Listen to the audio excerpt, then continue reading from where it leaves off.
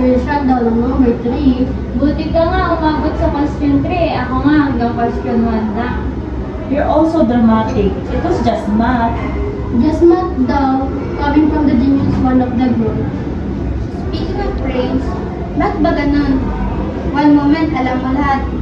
Then biglang blank. Oo nga, kahit nag-review ka buong gabi, pagising ko sa umaga, wala na. Well, dahil yan sa stress.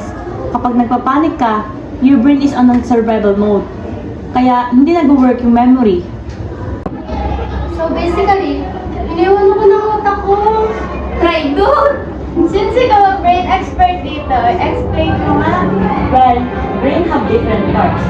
Let's talk about it.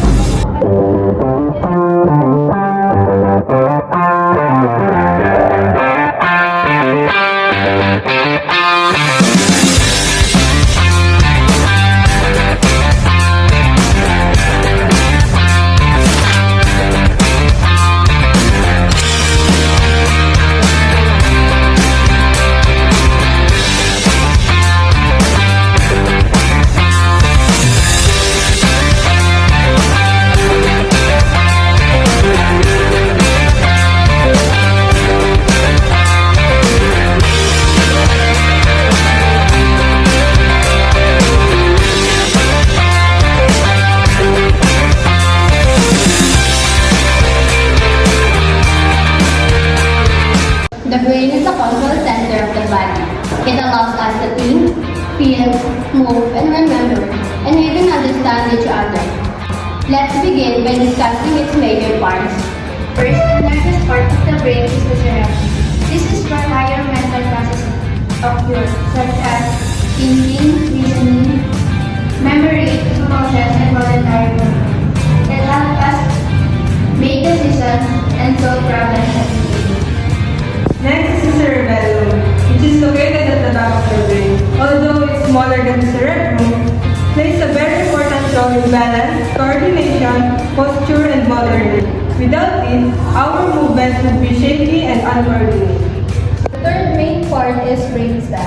It connects the brain to the spinal cord and components, such as breathing, heartbeat, swallowing, and others. This part works even when we are asleep. Now let's focus on the cerebrum, which is divided into 4 lobes, each with a specific function. The first is the frontal lobe, located at the front of the brain. The frontal lobe is responsible for decision making, planning, problem solving, personality, and emotional control. It also controls voluntary movements through the motor cortex, allowing us to move our arms, legs, and face. The next lobe is the parietal lobe, located near the top of the brain. It processes sensory information such as touch, pain, temperature, and pressure. It also helps with a spatial awareness like knowing where your body is in relation to objects. Another important lobe is the temporal lobe, which are located on the side of the brain near the ear, which are responsible for hearing, memory, and understanding language. Lastly, we have the occipital lobe, located at the back of the brain. This lobe is responsible for vision. It helps us interpret what we see, including colors, shape, movement, and depth. Language is the most important ability of the human brain. One key area of language is the Broca's area, which is located at the frontal lobe. Broca's area is helps us form, organize sentence, and speak fluently. Damage to this area can make speaking slow and difficult. People with damage to Berning's area may speak fluently, but their speech may not make sense, and they may have difficulty understanding others. To summarize the brain main parts, help keep our body alive and functioning, while the lobes of the cerebellum allows us to think, feel, sense, and see the world around us. With the help of Broca's area and Wernicke's area, we are able to communicate, express our ideas, and understand language, which are essential to our daily lives. Ay na, kahit nakakulang tayo, our brains are still working. Kahit tulog ka, may duty pa rin sila. So we should thank our brain. Thank you, brain, kahit minsan sablay ka. And thank you for keeping us alive.